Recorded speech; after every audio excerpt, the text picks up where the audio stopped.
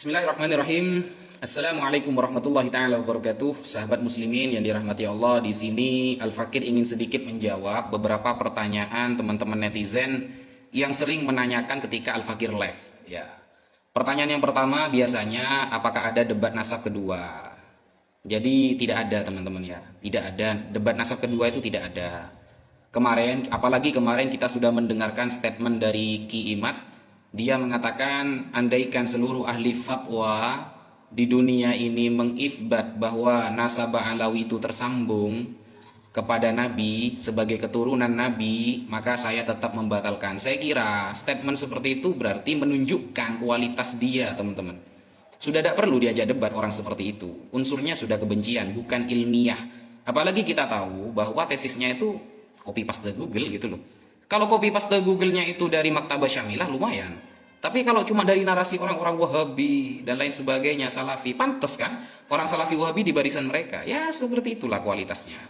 Dan ada pertanyaan kedua juga. Pertanyaan kedua, gimana Ustadz, siap enggak debat dengan siapa itu? Hasan Syarif ya, Abbas Buntet. Aduh, kalau Hasan Syarif sama Abbas Buntet itu nggak usah diajak diskusi, itu cuma tim hore, teman-teman. Abbas Buntet itu cuma bisa mengeluarkan suara yang keras dan isinya nihil, nggak ada dalilnya. Kita bisa menilai orang itu dari statement ya, dari cara bicaranya sudah bisa gitu. Masa kayak gitu mau diajak diskusi, teman-teman? Janganlah gitu. Kemudian ada lagi yang dari Pasuruan itu siapa? Jamik, siapa namanya itu? Jamik katanya. Masa kayak gitu mau diajak diskusi, teman-teman? Janganlah gitu. Jangan bercanda seperti itulah. Bercanda itu yang lain saja. Jadi kita itu harus bisa membedakan mana tim hore, mana ketuanya. Kita ajak diskusi ketuanya biar selesai. Berbung ketuanya kabur-kabur, tidak mau selesai-selesai, sampai mengeluarkan statement seperti itu. Andaikan seluruh orang di dunia ini mengifbat, dia tidak akan mengifbat, tidak akan menetapkan. Nah, kalau kita lawan tim hore, ya ketuanya saja seperti itu. Kalau kita lawan tim hurenya, paling yang diminta ya tes DNA, Jongos Yaman, Belanda. Itu cuma tim hure saja. Kita harus pinter menjadi orang Indonesia itu. Mana yang harus kita selesaikan dulu dan mana yang sebenarnya itu cuma bumbu-bumbu saja gitu.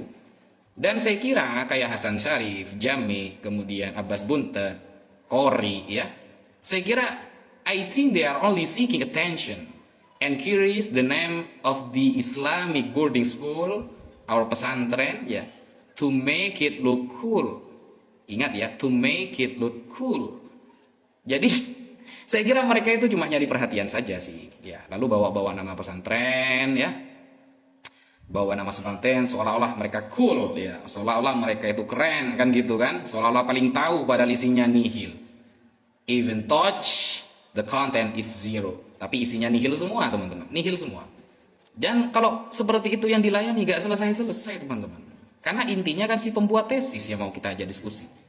Kalau seperti Gus Aziz Zazuli, Kori, sudahlah, gak usah debat lagi kalau sama mereka itu, teman-teman. Kemarin di Banten itu, saya akan bawa kitab satu kerdus itu. Itu gak sama sekali saya buka kitabnya.